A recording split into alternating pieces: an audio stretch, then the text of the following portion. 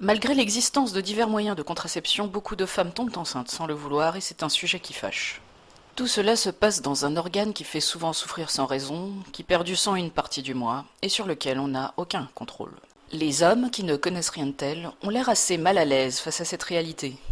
Mais leur dédain facile pour ces affaires de bonne femme vient peut-être de l'angoisse d'avoir été conçue dans une semblable tuyauterie. Je pense que cela mérite tout de même un minimum d'attention. Mais évidemment, si même celles qui se revendiquent du féminisme genrent la question avec du rose bonbon, il est difficile d'être prise au sérieux. Donc, jusqu'à nouvel ordre, les enfants proviennent tous du ventre d'une femme. Seulement, la simple présence d'un utérus ne déclenche pas automatiquement une vocation pour la maternité. Les femmes ne sont pas des usines à bébés. Oui, mais comment peut-on tomber enceinte par accident avec tous les moyens de contraception disponibles? Tout bêtement en réalité. Le moyen le plus sûr de ne pas tomber enceinte est évidemment l'abstinence.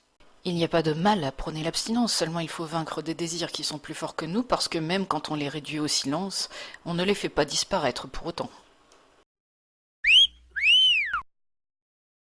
La société aura beau jeter la pierre, il faut beaucoup de volonté, non seulement pour résister à ses propres désirs, mais encore plus pour ne pas céder à celui que l'on aime.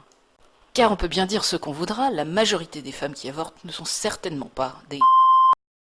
En fait, c'est probablement quand on se croit à l'abri d'une grossesse qu'on court le plus de risques. La pilule est généralement efficace, mais il y a certaines raisons de s'en méfier. En plus, pour l'obtenir, il faut en passer par une fouille approfondie de la tirelire, ce qui rebute au premier abord. C'est là qu'on est tenté de se tourner vers les méthodes dites naturelles et bricoler avec son cycle, ce qui foire à tous les coups. J'en veux aux bien-pensants qui préconisent la méthode Ogino, car c'est un piège pour les femmes. Sachez-le, mesdames, quoi qu'il arrive, vous êtes coupables. D'une part, la maternité est sacralisée, d'autre part, avoir des enfants reste un faire-valoir social important. Mais le pompon, c'est que des inconnus qui se fichent éperdument de mon sort s'intéressent de très près à ce qui peut se passer dans mon utérus.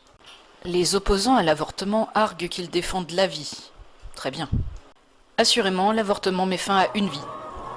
Mais la vie ne se limite pas à une espèce, et encore moins à un individu. L'individu est insignifiant dans la nature. Oui, il est grave de mettre fin volontairement à une vie humaine. Mais dans la nature, il est courant que des grossesses n'arrivent pas à leur terme.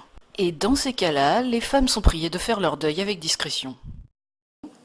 Les mamans en parlent très peu et pourtant ça concerne 20% des grossesses chaque année et 15 à 20% des femmes. Ce sont les fausses couches, 2 fois plus fréquentes lorsqu'on a dépassé 35 ans. Au sens littéral, la nature est sans pitié. Alors sans doute aucun avortement n'est-il souhaitable, mais c'est atroce de ne pas disposer de son propre corps. Et les leçons de morale ou les injures n'y changeront rien. Si des femmes en viennent à se planter des aiguilles dans le ventre, c'est qu'il n'est pas merveilleux pour tout le monde de donner la vie. Évidemment, il est regrettable que l'avortement soit banalisé et que des jeunes femmes y soient poussées malgré elles. À 19 ans, Sibylle s'est retrouvée enceinte. Une grossesse non désirée. Une erreur de jeunesse, diront certains. Pour elle, le sentiment de la vie qui commence.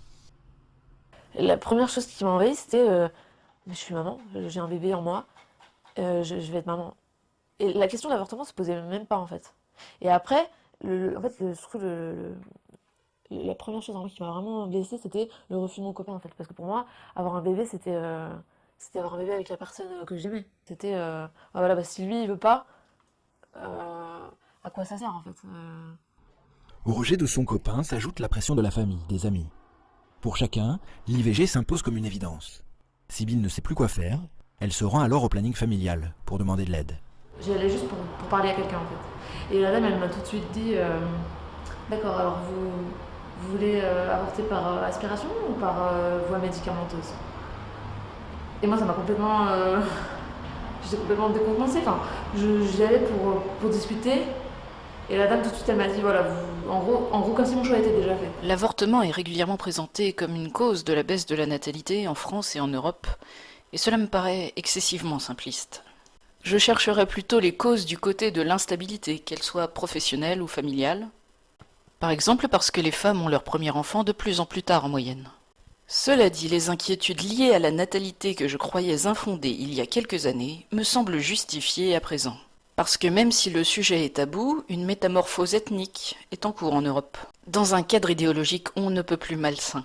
Bien sûr, le changement démographique est déguisé en impératif économique ou humanitaire.